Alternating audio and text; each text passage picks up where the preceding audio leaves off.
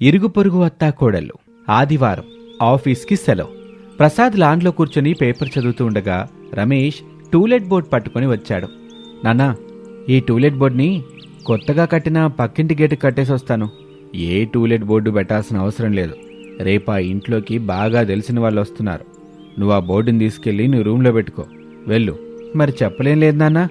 ఇప్పుడు చెప్పానుగా, వెళ్ళు బాబు. లోపలికెళ్ళి నీ బట్టలు సర్దుకో.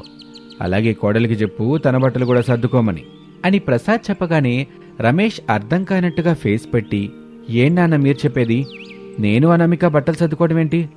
ఎక్కడికి వెళ్ళేది లేదు కదా.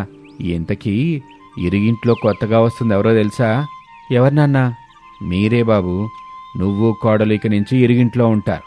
నేను నా భార్య శారద ఈ ఇంట్లో, అంటే మీకు పొరుగింట్లో ఉంటాం.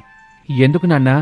సినిమా వాళ్ళకి, సీరియల్స్ వాళ్ళకి ఇరుగు పొరుగు అత్తా కోడలనే టైటిల్ నమ్మడానికి బాబు. ఎలా ఉంది బాబు టైటిలు? బాగుందా? బాగుంది నాన్న. అయినా ఇరుగు పొరుగు అత్తా కోడలేంటి నాన్న? వినేవాళ్ళకి చూసేవాళ్ళకి ఆసక్తిగా ఉంటుందని అలా పెట్టానులే. వెళ్ళు, వెళ్ళి బట్టలు సర్దుకో. వెళ్ళు. అబ్బా నాన్న, జోక్ లేకు అని రమేష్ అనగానే ఆవేశంగా ప్రసాద్ కుర్చీలో నుంచి లేచి నిలబడ్డాడు. రమేష్ అయోమయంగా చూస్తూ ఉంటాడు. జోకులు లేవు, జోకులాడుకోవటం లేవు. నువ్వు కోడలు మా ఇంట్లో నుంచి వెళ్ళిపోయి ఇరుగింట్లో ఉండండి. పొరుగింట్లో మేము ఉంటాం. అమ్మా, అనామిక, అమ్మా, ఇద్దరు కలిసి బయటికి రండి అని గట్టిగా పిలుస్తాడు రమేష్. శారద, అనామిక కంగారు పడుతూ బయటకొచ్చారు. అమ్మ, అనామిక ఇద్దరు బయటకొచ్చారన్నా. ఇప్పుడు చెప్పు. ఇంతకు ముందు నాతో చెప్పిన మాటని ఇప్పుడు అమ్మ ముందు, అనామిక ముందు చెప్పు నాన్నా. ఇరుగు పొరుగు అత్తా కోడలని అన్నావు కదా, ఇప్పుడను. బాబు రమేషు, మీ నాన్న చెప్పేది నిజమే. మీరన్ని సామాను సర్దుకొని ఇరుగింట్లోకి వెళ్ళండి. ఈ పొరుగింట్లో మేము ఉంటాం. అంత మాట అనొద్దత్తయ్య. మిమ్మల్ని వదిలిపెట్టి మేము ఏ ఇంట్లోకి వెళ్ళాం. అయితే మీరిద్దరు ఇక్కడ ఉంటానికి నేను ఒప్పుకోను. ఎందుకమ్మా? ఏం జరిగింది?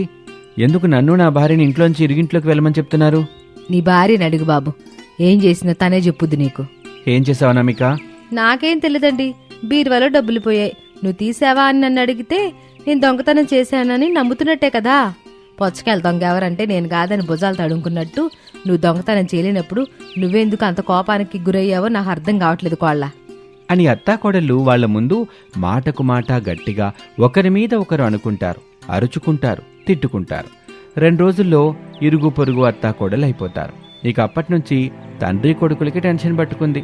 కానీ అత్తాకోడలు మాత్రం సంతోషంగానే ఉంటారు. ఒక రోజున ఇళ్ల మధ్య ఉన్న గోడ దగ్గర కలుసుకొని, చాలా థ్యాంక్స్ అత్తయ్య. మనలో మనకి థ్యాంక్స్ ఎందుకే? నేను ఇలా చెప్పగానే మీరలా ఒప్పుకున్నందుకు. కోళ్ళ ప్రతి భార్య కనిపించింది తన భర్తకి ఇష్టమైన వంటలు చేసుకుని పెట్టుకోవాలని, దగ్గరుండి వడ్డించాలని, తను తినిపించాలని, తన భర్త చేతితో తను తినాలని. కానీ పెద్ద పెద్ద ఇళ్లలో అది సాధ్యం కాదు. అందుకే పెళ్ళైన కొత్తలోనే ఒకరి మీద ఒకరికి అయిష్టత భావం ఏర్పడుద్ది. జీవితం అంటే వంటగది మాత్రమే కాదు కదా కోళ్ళ. హాలు, బాల్కనీ, బెడ్రూమ్ ఇలా చాలా ఉంటాయి. అత్తయ్య, మీరు నా ఇష్టాన్ని అర్థం చేసుకున్నారు. మీలాంటి అత్తయ్య ఉంటే ప్రతి కోడలు ప్రతిరోజు కొత్త పండుగ చేసుకుంటుంది. తన భర్తతో సంతోషంగా ఉంటుంది. పెళ్ళంటే అత్తారింట్లో భయం ఉండకూడదు, ప్రేమానుబంధమే ఉండాలి. సరే గాని కోళ్ళ, తండ్రి కొడుకులున్నప్పుడు మాత్రం మనం ఇలా ఉండకూడదు. అవునత్తయ్య, అప్పుడు మనం మండుతున్న అగ్గిరానులో అని నవ్వుకుంటూ ఉంటారు అత్తాకోడళ్ళు. ఇలా రోజులు గడుస్తూ ఉంటాయి. ఇరుగు పొరుగు ఇళ్లల్లో ఉండే అత్తాకోడళ్ళు శారద, అనామికలకి క్షణం కూడా పడదు. ఎదురుపడిన క్షణం ఏదైనా, కనిపించిన సందర్భం ఏవైనా సయ్యంటే సయ్యంటూ మాట్లాడుకోవటాలు లేవని కోపంగా ఒకరినొకరు తిట్టుకుంటూ, ఒకరి మీద ఒకరు అరుచుకుంటూ అక్కడి వాతావరణాన్ని వేడెక్కిస్తారు. గాలి తుఫాన్ని తెప్పించటంతో పాటు భూకంపాన్ని కూడా రప్పిస్తారని తండ్రి కొడుకులైన ప్రసాదు, రమేష్లు ఒకే ఆఫీస్లో కూర్చొని భయపడుతూ ఉంటారు. బాబు రమేషు, కోడలికి ఫోన్ చేసి ఏం చేస్తుందో తెలుసుకో. వామ్మో, అనామికాక నేను ఫోన్ చేయండి డాడీ. కావాలంటే మీరే అమ్మకి ఫోన్ చేసి కనుక్కోండి. నేను మాత్రం అనామికాక అస్సలు ఫోన్ చేయను. చెయ్యనంటే చేయను. నేనే మీ అమ్మకి ఫోనే. ఇంకా అంతే సంగతులు. పులికి తినమని నా చెవి నేనే ఇచ్చినట్టు అవుద్ది. అంత సాహసం నేను చేయలేను బాబు. అనామిక కంటే అమ్మ చాలా బెటర్ నాన్న. అమ్మ పులి, అనామిక సింహం. నువ్వు చెవిస్తే అమ్మ పులి చెవి మాత్రమే తింటుంది. అదే నేను చెవిస్తే అనామిక సింహం చెవితో పాటు నా తలని కూడా తింటుంది. అందుకే నేను అనామికకి ఫోన్ చెయ్యను. మరి ఇరుగు పొరుగు ఇల్లులు ఎట్టా ఉన్నాయో మనకెలా తెలుస్తుందిరా? ఏం చేద్దాం? సడన్గా ఇంటికి కూడా వెళ్ళలేని పరిస్థితి మంది. నాన్న, అసలు దీనంతటికీ కారణం ఎవరు చెప్పండి అని రమేష్ అడగగానే ప్రసాద్ మౌనంగా రమేష్ని చూస్తాడు. నేను అప్పటికే చెప్పాను, మనకొక ఇల్లు చాలు నాన్న, ఇరుగిల్లొద్దు నాన్న అంటే మీరు విన్నారా? వినిపించుకోలేదు. ఏం కాదులే బాబు, ఇరుగిల్లుంటే మనకు కూడా మంచిదే కదా అని కట్టించారు. మంచిగా ఉన్న అత్తాకోడల మధ్య చిచ్చు పెట్టారు. ఆ చిచ్చు ఇప్పుడు ఎప్పుడు మండుతూ ఉండే అగ్నిపర్వతంలా మారింది అని చెబుతుంటే ప్రసాద్ అసహనంగా, బాబు రమేషు, జరిగిందేదో జరిగింది. ఇప్పుడు ఈ ఇరుగు పొరుగు అత్తాకోడలు గొడవ పడకుండా కూల్గా ఉండేలా ఏం చేయాలో ఆలోచించు అని చెప్పగానే రమేష్ కొంచెం వెటకారంగా, అత్తాకోడలు కూల్గా ఉండాలంటే అమ్మ పక్క నిలబడి మీరు, అనామిక పక్క నిలబడి నేను, ఎప్పుడు చూడు వాటర్ పైప్ పట్టుకొని ఉండాలి. అది కాదంటే ఇద్దరు ఎదురు పడకుండా మనమే చూసుకోవాలి. వాళ్ళు ఎదురు పడకుండా చూడడం అనేది చాలా కష్టంలే బాబు. ఇద్దరం ఉదయమే ఆఫీస్కి వస్తాం, రాత్రి 9ంటికి ఇంటికి వెళ్తాం. అప్పటి వరకు అత్తాకోడలు ఎదురు పడకుండా ఉంటారా? ఒకరినొకరు చూసుకోకుండా ఉంటారా? చెప్పు బాబు, అది సాధ్యం కాదు కదా. మరేం చేద్దాం నాన్న అని తండ్రి కొడుకులు ఇరుగు పొరుగు అత్తాకోడల గురించి టెన్షన్ పడుతుంటే అక్కడ అత్తాకోడలు మాత్రం ఇరుగు పొరుగు ఇళ్ల మధ్య ఉన్న గోడ దగ్గర నిలబడి సరదాగా నవ్వుకుంటూ మాట్లాడుకుంటూ ఉంటారు. కోళ్ళ, ఈరోజు కూర ఏం చేసావు? పాలకూర పప్పు చేశాను అత్తయ్య. మావయ్యకి ఏం చేశారు? ఈరోజు ఏం పెట్టలేదులే, ఆకే పచ్చడి పెట్టేశా. అయ్యో అత్తయ్య, నన్ను పిలిస్తే పాలకూర పప్పు తీసుకొచ్చేదాన్ని కదా. అలా చేస్తావని నీకు చెప్పలా, నిన్ను పిలవల. అందుకే పాపం మావయ్య పచ్చడితో ఎలా తింటున్నారో ఏమో. ఆయనకి ఫోన్ చేసి ఈ విషయం చెప్పి తనకు పెట్టిన పాలకూర పప్పుని మావయ్యకి ఇవ్వని చెప్తాను. అప్పుడు మావయ్య కడుపు నిండా తింటారు కదా. నీ అమ్మ కడుపు మాడ, ఎన్నిసార్లు చెప్పాలి నీకు? తండ్రి కొడుకుల దృష్టిలో మనం బగ్గుని మండే నిప్పురవలమని, వాళ్ళు లేనప్పుడు ఐసు మొక్కలమని. ఈ విషయం గుర్తుపెట్టుకో. సరే అత్తయ్య, నేను ఏ విషయం మర్చిపోవట్లేదు, కానీ ఈ ముచ్చట మాత్రం బాగా మర్చిపోతున్నాను. మర్చిపోకుండా ఉండేందుకు చేతి మీద వాత పెట్టమంటావా? పెట్టినా ఏమి లాభం అత్తయ్య? బాధ మీకే, నొప్పి మీకే, ఏడుపు మీకే, చెయ్యి మాత్రమే నాది. అందుకే వాత వద్దులే అత్తయ్య. కోళ్ళ, షెట్లు ఆడుకోవడం మొదలెడదామా? ఆడదాం అత్తయ్య, కాకపోతే కింద ఆడదాం. కింద వద్దు కోళ్ళ, సడన్గా తండ్రి కొడుకులు వస్తే మనం బుక్ అయిపోతాం. నువ్వు నీ ఇంటి మేడ మీద, నేను నా ఇంటి మేడ మీద ఉంటూ ఆడుకుందాం. కింద పడిన కాకుని తెచ్చి ఇవ్వడానికి ఎవరైనా కావాలి కదా అత్తయ్య. నేను ఎదురింటి అతను పిలుస్తాలే, నువ్వు నీ పక్కింటి కమలని పిలు. అలాగే అత్తయ్య అని ఇద్దరూ గోడ దగ్గర నుంచి వెళ్ళిపోతారు. ఆఫీస్లో ఉన్న తండ్రి కొడుకులు, బాబు రమేషు, మనం చెప్పకుండా ఇంటికి వెళ్దాం. ఇంటి దగ్గర వాతావరణం వేడిగా ఉందా లేకపోతే కూల్గా ఉందా అని తెలుసుద్ది కదా. అవునన్నా, మీరు చెప్పింది కూడా బాగుంది, అలాగే చేద్దాం. ఇంకా ఆలస్యం ఎందుకు బాబు, పద ఇంటికి వెళ్దాం అని తండ్రి కొడుకులు కారులో ఇంటికి బయలుదేరతారు. ఇరుగు పొరుగు అత్తాకోడళ్ళు ఎవరింటి మేడ మీద వాళ్ళు నిలబడి షటిల్ ఆడుతూ ఉంటారు. కాక్ కింద పడితే విసరటానికి శారద ఇంటి దగ్గర లత ఉంటుంది, అనామిక ఇంటి దగ్గర కమల ఉంటుంది. ఇంటి దగ్గరలో కారులో ప్రసాదు రమేష్లు వచ్చారు. కలిసిమెలిసి షటిల్ ఆడుకుంటున్న అత్తాకోడలని చూస్తారు. కోపంగా, ఓహో, రోజు ఇరుగు పొరుగు అత్తాకోడలు చేస్తుంది ఇదేనన్నమాట అని అనగానే అత్తాకోడలు వినేసి తండ్రి కొడుకుల్ని చూశారు. గాబరా పడుతూ కిందకొచ్చారు. శారద నిజం చెప్పేసింది. ఇందుకు ఇంత డ్రామా ఆడాల్సిన అవసరం ఏముంది శారదా? సున్నితంగా మాకే చెప్తే సరిపోయేదిగా. ఆయనకి చాలాసార్లు చెప్పి చూశాను మావయ్య, వినిపించుకోలేదు. అందుకే ఒకే ఇంట్లో కలిసిమెలిసి ఉండాల్సిన అత్తాకోడలం ఇప్పుడు ఇరుగు పొరుగు అత్తాకోడలమై అయ్యాం. సారీ అను, ఇక నుంచి ఇరుగు పొరుగు వద్దు, మనం కలిసిమెలిసే ఉందాం.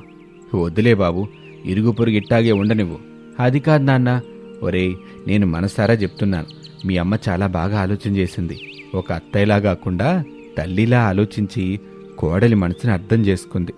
మనవడు మనవరాలు పుట్టినా సరే మీరు ఇరిగింట్లోనే ఉండండి, మేమీ పొరుగింట్లోనే ఉంటాం. సరే నాన్న, మీరేం చెప్పినా ముందు ఆలోచించే చెప్తారు, మా మంచి కోసమే చెప్తారు. మీరు చెప్పిన మాట ఎప్పుడైనా కాదన్నామా? మీరు చెప్పినట్టుగా మేము ఈ ఇరుగింట్లో ఉంటాం, మీరు ఆ పొరుగింట్లో ఉండండి అని. ఇక ఆ రోజు నుంచి ఇరుగు పొరుగు అత్తాకోడళ్ళు ఎంతో సంతోషంగా జీవిస్తూ ఉంటారు. అత్తగారు శారద కిచెన్లోకి వచ్చింది. 2 గ్యాస్ పొయ్యిలు మండుతూ ఉంటాయి. ఒక పొయ్యి దగ్గర తన కొత్త కోడలు అనామిక తన కొడుకు రమేష్కి ఇష్టమైన అల్లం టీ పెడుతూ ఉండగా, మరొక పొయ్యి దగ్గర కొత్త ప్యాంట్ షర్టు వేసుకున్న మిథున రమేష్కి ఇష్టమని చాక్లెట్ కాఫీ చేస్తూ ఉంటుంది. కోళ్ళ, చెప్పండి అత్తయ్య అని మిథున అనగానే శారద కోపంగా చూసింది. నువ్వు నా కోడలుగావు, నా కోడలు ఇదిగో అనామిక. ఇంకోసారి నేను కోళ్ళ అని పిలిచినప్పుడు నువ్వు పలికితే ఏం చేస్తాను నాకే తెలీదు, జాగ్రత్తగా ఉండు. ఇంకా కోపం ఎందుకు అత్తయ్య? రమేష్ నా మెడలో తాళి కడుతుండగా తీసిన ఫొటోస్ ఉన్నాయి, వాటిని తీసుకెళ్లి ఊరు వాళ్ళకి చూపిస్తే వాళ్ళే న్యాయం చెప్తారు. అప్పుడు మీరే ఒప్పుకుంటారు. అనామిక ఆ మిథునతో మనకు సంబంధం లేదు. కొడుకు హాల్లో కూర్చుని పేపర్ చదువుతున్నాడు. ఆడికిష్టమైన అల్లంటి తీసుకుని వెళ్ళమ్మా. పిచ్చి అనామిక. రమేష్కి అల్లంటి అంటే ఏమాత్రం ఇష్టం ఉండదు. చాక్లెట్ కాఫీ అంటేనే చాలా ఇష్టం. కావాలంటే చూడు, రమేష్ నేనిచ్చే చాక్లెట్ కాఫీనే తాగుతాడు. లేదు మిథున, నా భర్త నేనిచ్చే అల్లంటినే తాగుతాడు. అది కోళ్ళ. మిథునకి నువ్వు అసలు భయపడబాగా. నా కొడుకు ఎప్పటికీ నీవాడే. మాట చెప్పినంత ఈజీ కదత్తయ్య రమేష్ మనసుని మార్చడం. రమేష్ మనసులో నేను ఇంకొన్నాను కనుకే నన్ను ఇంట్లోకి రానిచ్చాడు. ఇప్పుడు కూడా నేనిచ్చే చాక్లెట్ కాఫీనే తాగుతాడు. కావాలంటే బెట్ కట్టండి. ఓడిపోయి వాళ్ళతో మేము ఎట్టాంటి బెట్ కడతామని చెప్పమ్మా అనామేక. చెప్పడం ఎందుకు అత్తయ్య, నాకు వినిపించింది అని మిథున అనగానే శారద ఆవేశంగా హాల్లో ఉన్న రమేష్ దగ్గరికి వచ్చింది. బాబు రమేష్, కోళ్ళ అనామేక అల్లంటి తీసుకొస్తుంది. ఆ మిథున చాక్లెట్ కాఫీ తీసుకొస్తుంది. నువ్వు ఖచ్చితంగా అల్లం టీ తాగాలి. కోతని మిథున తీసుకొచ్చే చాక్లెట్ కాఫీ కనుక తాగామనుకో. ఏం జరుగుతుందో నాకు తెలుసమ్మా. అయినా నా పెళ్లి జరిగినప్పటి నుంచి అనామిక ఇస్తున్న అల్లం టీనే తాగుతున్నాను కదా. ఇప్పుడు మిథునొచ్చి చాక్లెట్ కాఫీ ఇస్తే నేనెందుకు తాగుతాను? తాగను ఇప్పుడు చూస్తాను కదా అని శారద సోఫాలో కూర్చుంటుంది. అనామిక అల్లం టీ తీసుకొని, మిథున చాక్లెట్ కాఫీ తీసుకొని ఇద్దరూ రమేష్ దగ్గరికి వచ్చారు. ఇద్దరూ రమేష్కి చెరొక పక్కన ఉండి కప్పులు పట్టుకొని నిలబడ్డారు. రమేష్ ఇద్దరిని అయోమయంగా చూస్తూ ఉంటాడు. ఏవండి, మీకోసమని మీరు రోజు తాగుతున్న అల్లం టీ తీసుకొచ్చాను, తాగండి. రమేష్, మనం సిటీలో చదువుకునే టైంలో నువ్వు ఈ చాక్లెట్ కాఫీని ఎంతో ఇష్టంగా తాగేవాడు కదా. ఇదిగో తాగు. చాక్లెట్ కాఫీ నేను చదువుకునే రోజుల్లో ఇష్టం ఉండేది, కానీ ఇప్పుడు నా భార్య పెడుతున్న అల్లం టీ అంటేనే ఇష్టం అని అనామికాని ప్రేమగా చూస్తాడు. అనామిక సిగ్గుపడుతుంది. శారద మిథునని గర్వంగా చూస్తుంది. మిథున అదోలా చూస్తూ రమేష్ తనకి తాళి కట్టిన ఫోటోని చూపిస్తుంది. అంతే, రమేష్ చటుక్కున మిథున చేతిలో ఉన్న చాక్లెట్ కాఫీ తీసుకుని చకచకా తాగుతూ ఉంటాడు. శారద చూసి షాక్ అవుతుంది. అనామిక ఏడుస్తూ అక్కడి నుంచి వెళ్ళిపోతుంది. రమేష్ కప్పుని మిథున చేతిలో పెట్టి అనామిక కోసం వెళ్తాడు. మిథున సంతోషంగా నవ్వుతూ ఉంటుంది. నువ్విచ్చిన చాక్లెట్ కాఫీ తాగినంత మాత్రాన నా కొడుకు నీ సొంతమైనట్టు కాదు మిథున. నువ్వు ఫోటోని అడ్డు పెట్టుకుని బలవంతంగా సొంతం చేసుకోవాలనుకుంటున్నావు. కానీ అదెప్పటికీ జరగదు. ఈ బంధం నిలబడదు. నువ్వనుకుంటే ఎలా అత్తయ్య? ఇదే ఫోటో అడ్డు పెట్టుకుని నిన్న ఇంట్లోకి వచ్చాను. ఈరోజు చాక్లెట్ కాఫీ తాగించేశా. లంచ్ టైంలో నాకిష్టమైన వంటలు తినిపిస్తా. మరో 2 రోజుల్లో ఎట్టాగొచ్చావో అట్ట లగేజ్ సంచులు తీసుకొని ఎక్కడి నుంచి వచ్చావో అక్కడికే పోతావు మిథున. నా సంగతి తెలీదు. నేను ఇష్టపడిన తెచ్చుకున్న నా కోళ్ళ అనామేకకి అన్యాయం జరుగుతుంటే నేను ఊరుకుంటానా చెప్పు? ఏవైనా చేసే అవకాశం నేను మీకు ఇవ్వను అత్తయ్య. నువ్వు నాకిచ్చేదేముందమ్మా మిథున, నువ్వు చూస్తా ఉండు. నిన్నెలా బయటికి పంపిస్తానో నా కోడల ముఖంలోకి నవ్వుని ఎట్టా తీసుకొస్తాను. ఓడిపోతావత్త. అసలే నేను పట్నం అమ్మాయిని, తెలివి ఎక్కువ ఉంటుంది. అవునవును, కోపరాలు గూర్చి అతి తెలివి బాగానే ఉంది. నీ కొత్త కోళ్ళొచ్చి 16 రోజులైందని మర్చిపోబాకు. నేను కొట్టే దెబ్బలకి నీకు నువ్వే నీ 16 రోజుల కోడలికి విడాకులిచ్చి పంపిస్తావు. కోసుకో అని మిథున గర్వంగా అక్కడి నుంచి వెళ్ళిపోతుంది. అనామిక పెరట్లో కూర్చుని ఏడుస్తూ ఉండగా రమేష్ వచ్చాడు. అనామికాని బ్రతిమిలాడుతూ, ఏడవక అనామిక, నాకు నువ్విచ్చే అల్లంటి అంటేనే చాలా ఇష్టం. ఇప్పుడివ్వు, తాగుతాను. నువ్వలా కంట నీరు పెడితే నేను చూడలేను. చాలే మాటలు. మిథున ముందు అలా చేసి ఇప్పుడు మాత్రం ఇక్కడికి వచ్చి బతిమాలతో ఏవో మాటలు చెబుతున్నారు. నేనింక మీ మాటలు ఎప్పటికీ నమ్మను. అలా అనకనామిక, లంచ్ టైంలో నాకు ఇష్టమైన వంటలన్నీ చేసిపెట్టు. నీ చేతితో నువ్వే దగ్గరుండి వడ్డించు, నేను తింటాను. ఈ ఒక్క అవకాశం ఇవ్వు అని వేడుకుంటాడు. అనామికకి జాలేసింది. ఎంతైనా ఆడమనసు, అందులోనూ భార్య ప్రేమ కదా రమేష్ని మన్నించేసింది. మరొక అవకాశం ఇచ్చింది. రమేష్ సంతోషంగా అనామిక చేతి మీద ముద్దు పెట్టాడు. అనామిక సిగ్గుపడుతూ లోపలికి వెళ్ళింది. ఇక రమేష్ రిలాక్స్ అవుతూ ఉండగా శారదా ప్రసాదులు అక్కడికి వచ్చారు. బాబు రమేషు, నిజం చెప్పు, నీకు మిథున కావాలా అనామిక కావాలా? నాకు అనామికనే కావాలమ్మా, మిథున వద్దు. మిథునని ప్రేమించాను, కానీ మిథున నా ప్రేమ కాదని డబ్బు ముఖ్యమని వెళ్ళిపోయింది. ఈ 16 రోజుల్లో ఏం జరిగిందో నాకు తెలీదు. నేను తాళి కట్టినట్టుగా, మా పెళ్లి జరిగినట్టుగా ఫోటోలు రెడీ చేసుకుని మన ఇంటికి వచ్చింది. మనం కూడా మన పరువు పోవద్దనే ఆలోచిస్తున్నాం బాబు. నువ్వు నిజంగా మిథునకు తాళి కట్టలేదు కదా బాబు? కట్టలేదమ్మా, నేను మనసారా 3 ముళ్ళు వేసింది. భారీగా ఒప్పుకుంటుంది అనామికనే. నాకు అనామికనే కావాలి అంతే అని గట్టిగా చెప్పి వెళ్ళిపోతాడు. శారదా ప్రసాదులు ఆలోచనలో పడ్డారు. మిథున, అనామిక ఇద్దరూ కిచెన్లో పోటాపోటీగా వంటలు చేస్తూ ఉంటారు. 2 గంటలు గడిచిన తర్వాత రమేష్, శారద, ప్రసాదులు ఇంట్లో ఉన్న చిన్నపాటి డైనింగ్ టేబుల్ మీద కూర్చుని ఉంటారు. అనామిక తను చేసిన వంటలు తీసుకొచ్చి డైనింగ్ టేబుల్ మీద ఒకవైపు పెట్టింది. మిథున చేసిన వంటల్ని మరోవైపు పెట్టింది. కూర్చున్న రమేష్ పక్కన ఇద్దరూ నిలబడ్డారు. అనామిక కొడుకు. అలాగే అత్తయ్య. అని అనామిక రమేష్ ముందు వేసుకున్న ప్లేట్లో అన్ని రకాల వంటల్ని వడ్డించింది. రమేష్ ఇష్టంగా వాటిని చూస్తూ ఉండగా నోట్లో నుంచి లాలాజలం కారుతూ ఉంటుంది. అది చూసిన మిథున కూడా తనకిష్టమైన వంటలన్నీ ఒక ప్లేట్లో పెట్టింది. అవి అంతగా రమేష్కి నచ్చలేదు. అయిష్టంగా ముఖం పెట్టాడు. తినండి, అన్నీ మీకు ఇష్టమైన వంటలే చేశాను. అవుననమిక, చూస్తుంటేనే నోరూరుతుంది, తినాలనే ఆశ కలుగుతుంది. నేను మాత్రం మనకిష్టమైన వంటలు చేశాను రమేష్, ఇద్దరం కలిసి తిందాం. ఇప్పుడు నాకు ఆ వంటలు ఇష్టం లేవు, నేను అనామిక చేసిన వంటలే తింటాను అని రమేష్ చెప్పగానే మిథున తన దగ్గరున్న ఫోటోని రమేష్కి చూపించింది.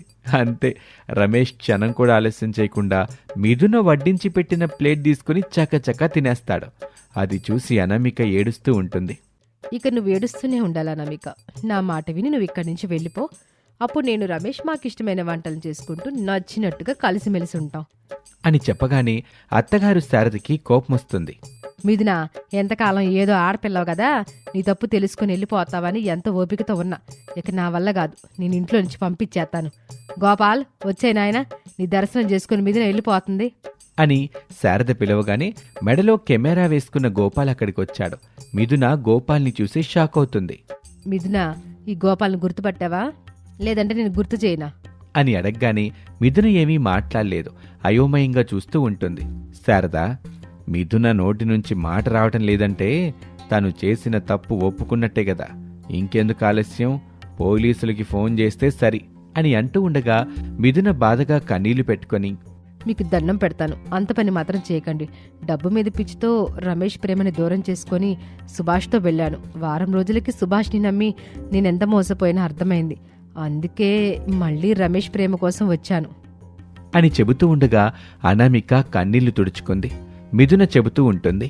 మాకు పెళ్ళయిందని ఈ ఫోటోలు చూపించి నమ్మించాలని ఈ గోపాల్ ఫోటో స్టూడియోలో మాఫింగ్ చేయించాను. కానీ ఇక్కడికి వచ్చిన తర్వాత రమేష్కి పెళ్ళై 16 రోజులైందని అర్థమైంది.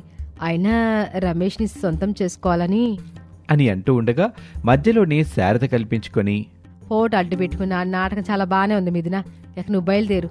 మీరు చాలా తెలివిగా నా నాటకాన్ని బయటపెట్టారు. మీ 16 రోజుల కొత్త కోడల్ని కాపాడుకున్నారు. మీలాంటి అత్తగారు ప్రతి కోడలికి ఉండాలండి. ఇక నువ్వు వచ్చిన దారిలో వెళ్ళిపో మిథున అని చెబుతూ ఉండగా పోస్ట్ అనే మాట గట్టిగా వినిపించింది. ముందుగా వెళ్ళి ఆ పోస్ట్ ఏంటో చూసుకోండి. ఆ చూసుకున్న తర్వాత మీ గుండెలు ఎన్ని ముక్కలవుతాయో, మీ ఊపిర్లు ఎలా గాల్లో కలిసిపోతాయో మీకు కూడా తెలీదు. వెళ్ళండి అని చెప్పగానే శారదా ప్రసాదులు కంగారు పడుతూ బయటకొచ్చారు. వాకిట్లో పడి ఉన్న కవర్ కనిపించింది. అనామిక, రమేషు, మిథున అందరూ బయటకొచ్చారు. శారద తీసుకొని చూసింది. అవి విడాకుల కాగితాలు. శారద ఆశ్చర్యంగా, ఏవండి, మన వాడు కోడలకి విడాకులు ఎత్తినట్టుగా ఇందులో ఉందండి. ఏం మాట్లాడుతున్నావు శారదా? కొడుకు కోడలికి విడాకులివ్వటమేంటి? కోడలు మన ఇంటికొచ్చి 16 రోజులే కదా అయింది అని చెప్పగానే మిథున నవ్వుతూ, 16 రోజుల కొత్త కోడలి విడాకుల కోసం కోర్టులో కలుద్దాం అని మిథున ఇంట్లో నుంచి వెళ్ళిపోతుంది. ఇక ఆ తర్వాత ఏం జరిగిందో ఇంకొక భాగంలో తెలుసుకుందాం.